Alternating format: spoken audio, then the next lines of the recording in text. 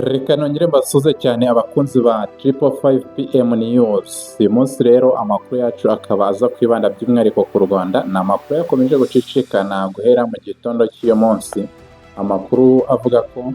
u Rwanda rwamaze gufunga imipaka ibahuza na Repubulika Iharanira Demokarasi ya Kongo. Byumvikane ko ari mu bice biriya bya Goma, kuko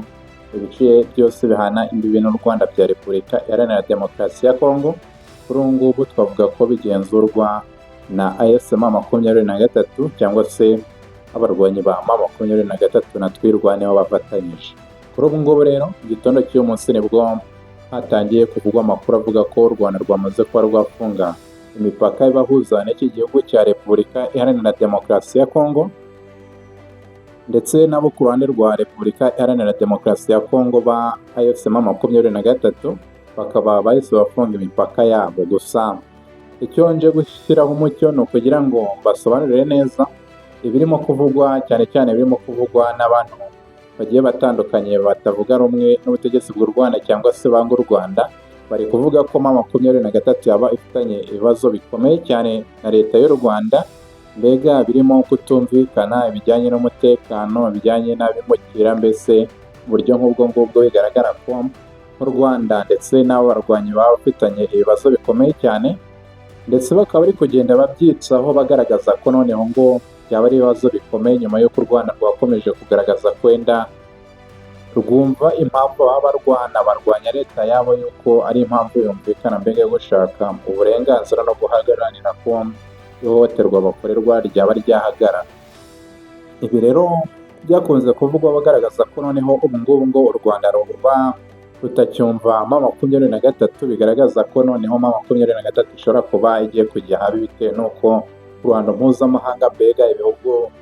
byumva imitekerereze yabo cyangwa se byumva impamvu baba barimo barwana byaba ari bike, ndetse ko u Rwanda rwaba rwari rusanzwe ruri mu by'imbere, mbega rufite ingufu, bifite n'icyo byabimariye ko kuba rwumva impamvu abarwanyi ba M23 barwana. Kuri ubu ngubu rero amakuru meza, amakuru mbega navuga ko atandukanye n'ayo ngayo nubwo nayo atari meza, ni uko u Rwanda rwafunze imipaka ibahuza n'iki gihugu cya Repubulika Iharanira Demokarasi ya Kongo mu buryo bwo kugira ngo dukomeze kwirinda icyorezo cya Ebola. Ni icyorezo cya Ebola kimaze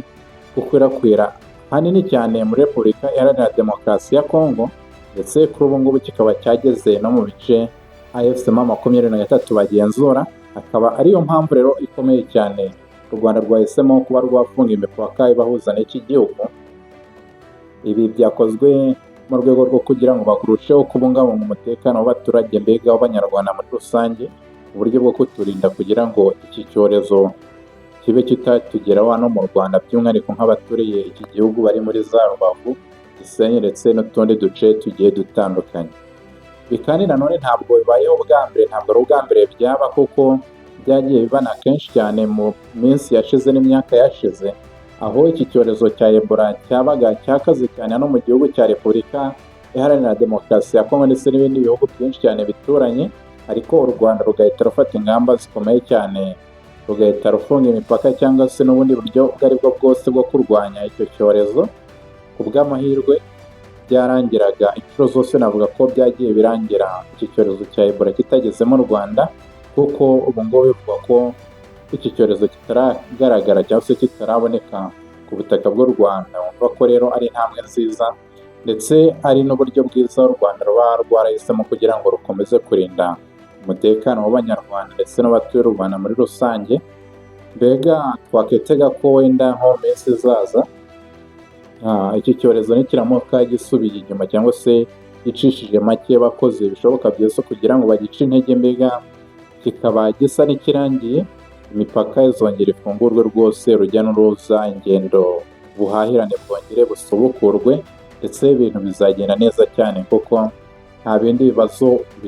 bikanganye cyangwa se bihari wavuga ngo byari gutuma u Rwanda rufunga iyi mipaka. Ibingibi rero bikaba binashobora gukomeza no mu bindi bihugu, kuko icyorezo cya Ebola kimaze kugaragaza ko gifite ingufu cyane muri iyi minsi, ndetse hakaba hari na cya cyorezo gishyashya nanone cyaje nacyo tuza gufatira ikindi kiganiro. Ubona ko noneho ibyorezo byaje bikaze cyane kandi bikazira rimwe by'umwihariko